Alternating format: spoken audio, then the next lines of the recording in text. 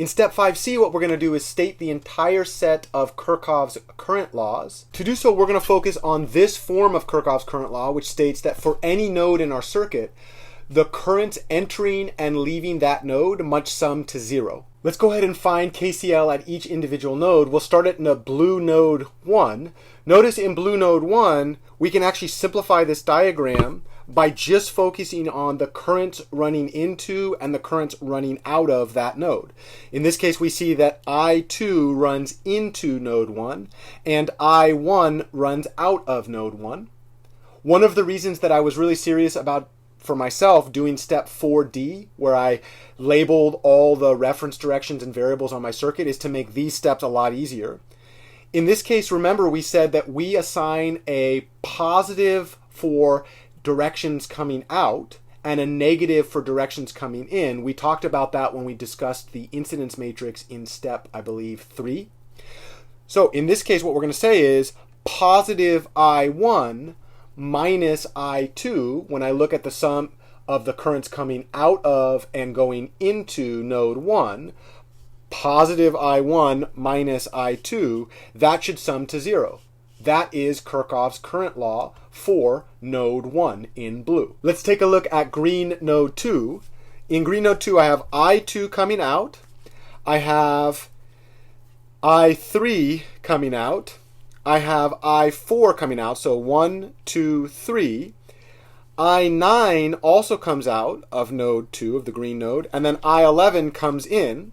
So if I say positive signs get assigned to currents running out, negative signs get assigned to currents running in, it looks like I'm going to have positive I2 plus I3 plus I4 plus I9 minus I11 is equal to 0. Notice that I'm ordering my currents in the same index ordering. 2 is smaller than 3, smaller than 4, smaller than 9, smaller than 11. So I do that order and then I set the entire thing equal to 0. That's the statement of Kirchhoff's current law. Let's go to node 3. In node 3, I get I4 running into node 3.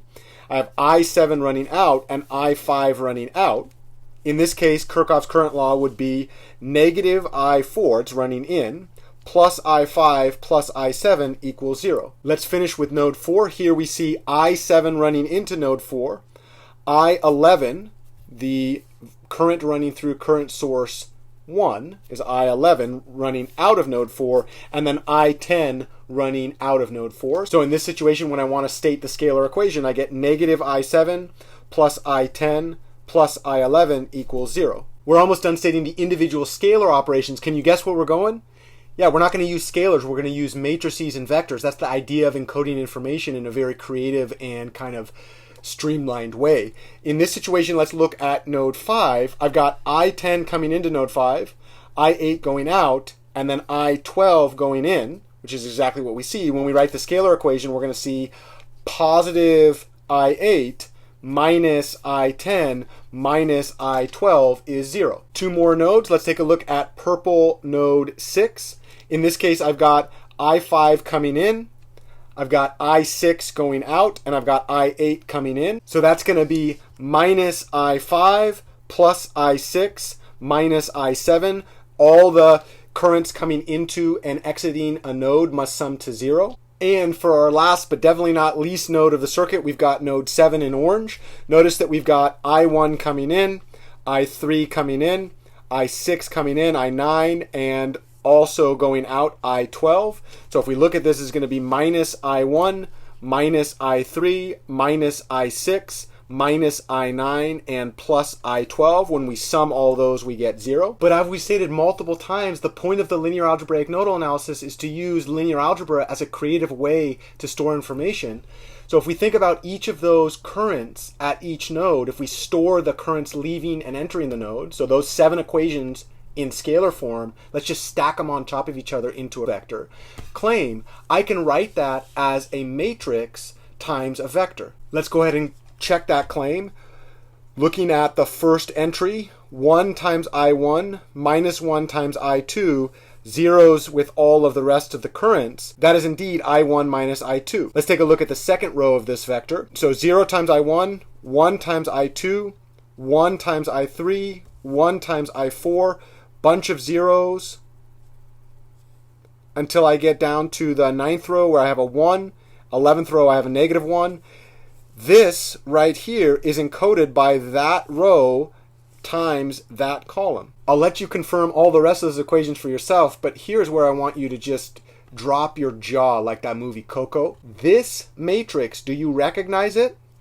Before you answer that question, let me just go ahead and write the dimensions. This is an ng times m. This would be an ng times 1. This thing has only 1s and 0s. Yeah, that's right.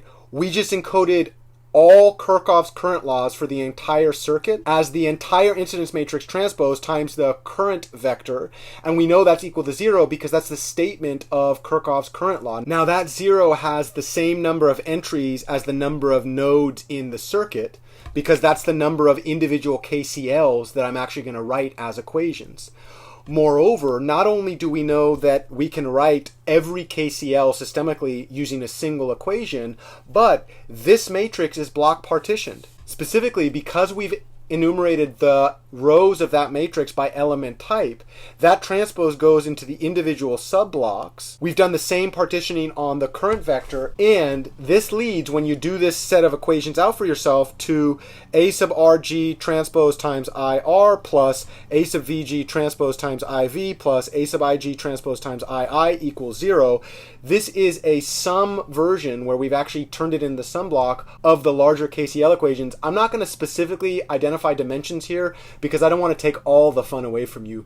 Go back and write the individual dimensions and check to make sure that I'm not smoking anything too crazy, right? Just as a specific illustration of how powerful this is, that individual matrix equation that stores all of my KCLs, which can be written in subblock form as this sum. If I were to write out all the entries, it would take the form that you see on the bottom there, where we are now grouping the subblocks in terms of the element type. So this is all the information encoded in the resistors. This is all the information in terms of the currents for each node encoded in the voltage sources, and this is all the information encoded in each node in terms of the current sources. Moreover, just as we talked about in terms of the voltages, this vector right here is known. When I look at my circuit diagram, I know the currents running through the current sources because I'm told so in the diagram. That's part of the description, which means even though I don't necessarily know a priori the currents running through the resistors, and I definitely don't know a priori the currents running through the voltage sources,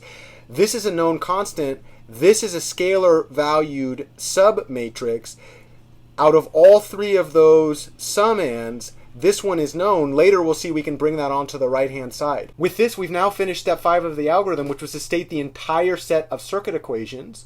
We did 3 subsets: state the KVLs in matrix form, state the branch constituent relation in matrix forms, and state the KCLs in matrix form. You see those equations listed right there, and we've done it for our specific example. This step is actually one of the most powerful steps in the entire LANA algorithm because it translates scalar valued equations, which are done in the standard approach and pretty much done before the 1950s and 1960s, into matrix equations. One of the major contributions that I'm trying to make here is to give a standardized notation and also allow students to confirm that I'm not full of malarkey. Really cool thing about combining this algorithm with the Electronics Learning Lab kit is you can confirm all of this for yourself experimentally by taking measurements on that learning lab. Very powerful stuff. Systemic approach to stating equations using matrices and vectors. From here on out, what we're going to do is figure out how to simplify the equations and combine them to construct a non-singular matrix. So from step 6 all the way down to step 12, we're going to use our knowledge of electrical engineering and some creative use of linear algebra to take those disparate equations, those separate equations, and combine them, as well as to eliminate information where redundancies occur because of voltage sources. Let's move on to step 6, where we start that process. I'll see you in the next video.